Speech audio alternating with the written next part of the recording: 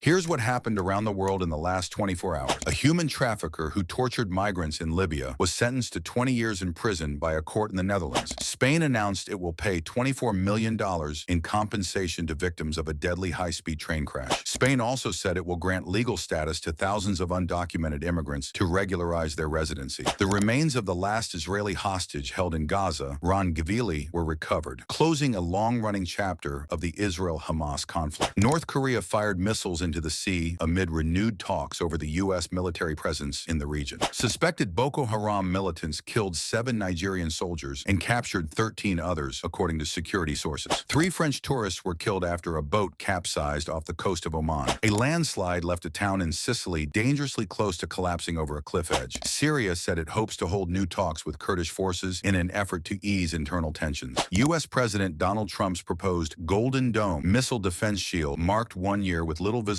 progress. South Korea reassured markets about U.S. investment commitments after Trump threatened higher tariffs. South Sudan's government warned that a rebel advance poses a serious threat to the country's fragile peace. Finland's prime minister said China could play a role in helping to end the war in Ukraine, while Russia is still attacking Ukraine using drones and missiles. The UK, US, Germany, and France jointly urged all sides to respect the ceasefire in Syria. India and the European Union agreed on a major free trade deal covering nearly 2 billion people and a large share of global GDP. UK Prime Minister Keir Starmer began a formal visit to China aimed at repairing strained bilateral relations amid wider geopolitical tensions. Indonesian officials said 23 soldiers were killed in landslides in West Java. Japan asked fishermen to avoid disputed islands amid fears of a potential clash with China. A U.S. official said Washington remains open to dialogue if Iran chooses to make contact. A U.S. aircraft carrier entered the Middle East region, according to defense officials. 7 people were killed and 1 seriously injured in a plane crash in Maine, according to U.S. aviation authorities. Follow for more updates and share this with your friends for quick updates.